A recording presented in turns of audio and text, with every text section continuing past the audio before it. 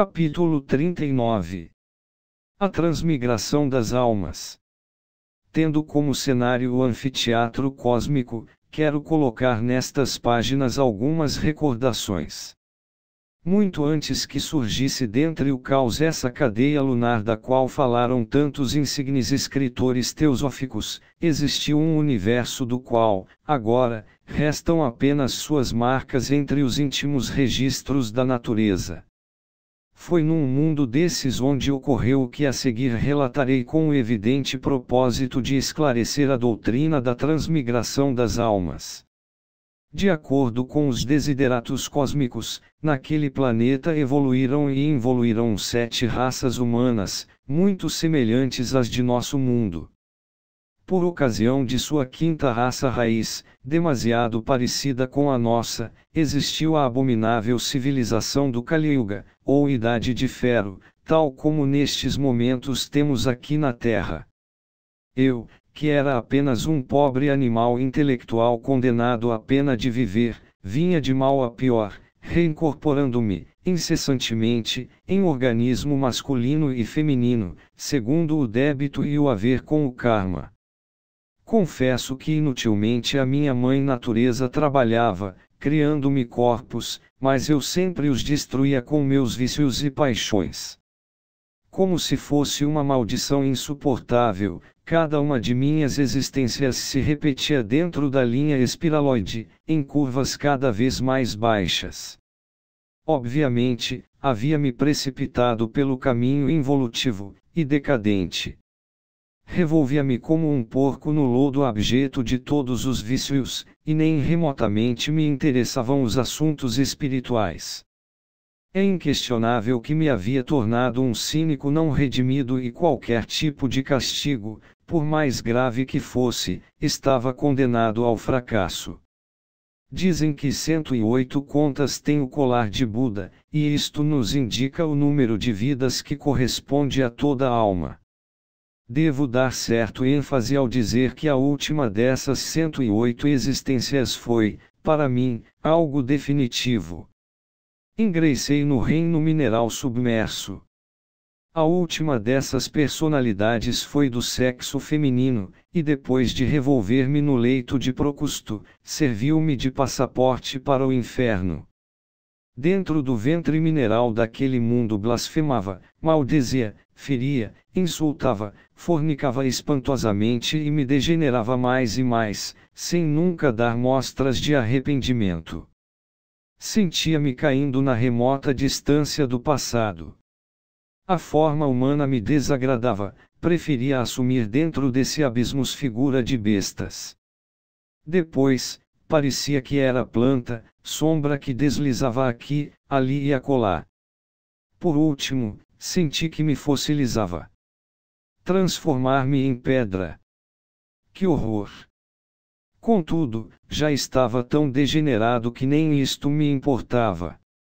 Ver, qual leproso da cidade dos mortos-viventes, cair dedos, orelhas, nariz, braços e pernas, certamente não é nada agradável, porém, nem isto me comovia. Fornicava incessantemente no leito de Procusto com quantas larvas se aproximassem e sentia que me extinguia como uma vela de cera. A vida dentro das entranhas minerais de tal planeta era-me demasiadamente aborrecedor, por isso, como que pretendendo matar o tempo, tão longo e tedioso, revolvia-me como um porco entre a imundície e debilitava-me espantosamente todo feito em pedaços e morria penosamente. Desintegrava-me com uma lentidão horrível. Nem sequer tinha mais forças para pensar melhor assim. Finalmente chegou a morte segunda, da qual fala o Apocalipse de São João. Exalei o derradeiro alento e a essência logo ficou livre. Vi-me transformado num formoso menino. Certos devas, depois de me examinarem detidamente, permitiram-me entrar pelas portas atômicas que conduzem alguém de regresso à superfície planetária, à luz do Sol. É claro que o ego, o mim mesmo, o eu havia morrido. Minha alma livre assumia agora a bela forma de um terno infante. Que felicidade, meu Deus! Quão grande é a misericórdia de Deus! A essência liberada do ego é intimamente inocente e pura. O eu transformou-se dentro das entranhas daquele mundo em poeira cósmica. Quanto tempo vivi nos mundos infernos? Não sei. Possivelmente uns 8 a 10 mil anos.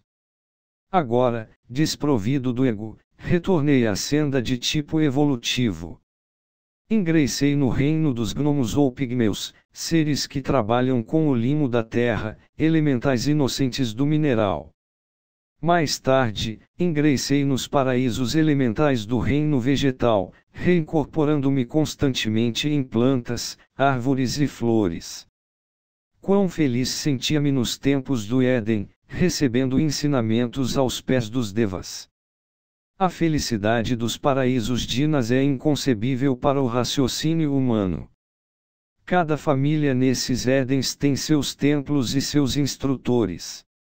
Alguém pode encher-se de êxtase ao entrar no Santuário das Laranjas, ou na capela da família Elemental da Boa Erva da Menta, ou na Igreja dos Eucaliptos.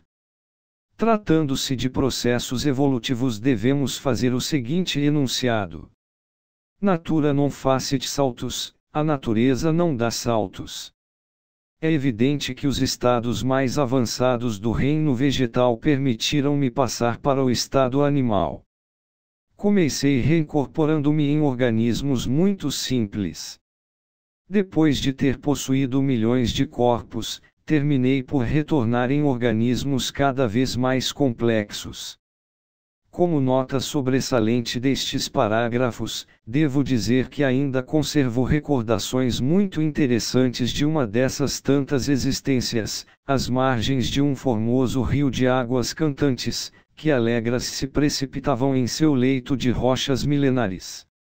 Era, então, uma humilde criatura, uma espécie muito particular do gênero dos batráquios. Movia-me dando saltos daqui para lá e de lá para cá, entre as árvores. Evidentemente tinha plena consciência de mim mesmo. Sabia que outrora havia pertencido ao perigoso reino dos animais intelectuais. Meus melhores amigos eram os elementais desses vegetais que tinham suas raízes às margens do rio. Com eles conversava na linguagem universal. Morava deliciosamente na sombra, muito longe de todos os humanoides racionais. Quando pressentia algum perigo, refugiava-me, de imediato, entre as águas cristalinas. Muitas vezes continuei retornando em diferentes organismos, antes que tivesse a felicidade de reincorporar-me numa espécie de anfíbios muito inteligentes, que alegres saíam das procelosas águas do rio para receber os raios solares na arenosa praia. Quando chegou o terrível momento que faz tremer de medo a todos os mortais, dei o último adeus aos 3 reinos inferiores e regressei num organismo humanoide. Assim, reconquistei, trabalhosamente, o estado de animal racional que outrora perdera. Neste meu novo estado de bípede tricerebrado ou tricentrado, rememorava, evocava insólitos acontecimentos abismais e nem remotamente desejava voltar ao mundo soterrado. Ansiava aproveitar, com sabedoria, o novo ciclo de 108 existências que agora me era novamente concedido para minha autorrealização íntima. A experiência passada havia deixado dolorosas cicatrizes no fundo de minha alma e de modo algum estava disposto a repetir os processos involutivos dos mundos infernos.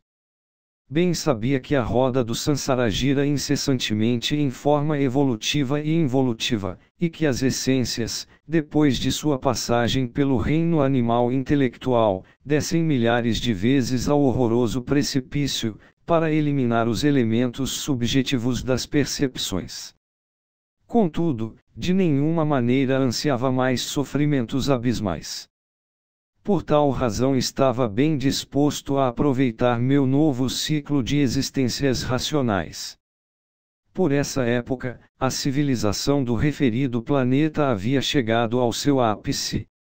Os habitantes daquele mundo tinham naves marítimas e aéreas, gigantescas cidades ultramodernas, poderosas indústrias e comércio, e todos os tipos de universidades, etc.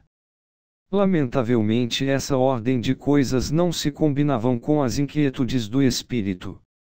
Numa dessas minhas novas existências humanoides, com a consciência inquieta, como que sentindo um estranho terror, resolvi inquirir, indagar, buscar o caminho secreto. Diz um provérbio da sabedoria antiga: quando o discípulo está preparado, o mestre aparece. O guru, o guia, apareceu para tirar-me das trevas para a luz. Ele me ensinou os mistérios da vida e da morte, indicando-me a senda do fio da navalha. Assim veio o mistério do áureo florescer. Eu compreendia a fundo minha própria situação. Sabia que era tão somente um pobre homúnculo racional, mas ansiava transformar-me em homem verdadeiro, e é óbvio que consegui naquele grande dia cósmico, naquele antepassado sideral, muito antes do Manvantara de Padma ou Lótus de Ouro. Desgraçadamente, por aqueles tempos remotos, quando apenas iniciava meus estudos esotéricos aos pés do mestre, não gozava de fortuna alguma. Minha família, habitantes daquele mundo, vivia na pobreza. Uma irmã que cuidava de minha casa ganhava míseros centavos no mercado público vendendo frutas e verduras, e eu costumava acompanhá-la. Numa determinada ocasião me encerraram numa horrenda prisão, sem motivo algum. Muito tempo permaneci atrás das grades daquele cárcere. Contudo, isto é curioso, ninguém me acusava. Não existia delito para condenar. Tratava-se de um caso muito especial e, para culminar, nem sequer figurava meu nome na lista de presos. Obviamente, existia uma secreta perseguição contra os iniciados, assim o compreendi. Pacientemente, na espera de alguma oportunidade, aguardava qualquer instante venturoso com o propósito de escapar. Várias vezes tentei, mas em vão.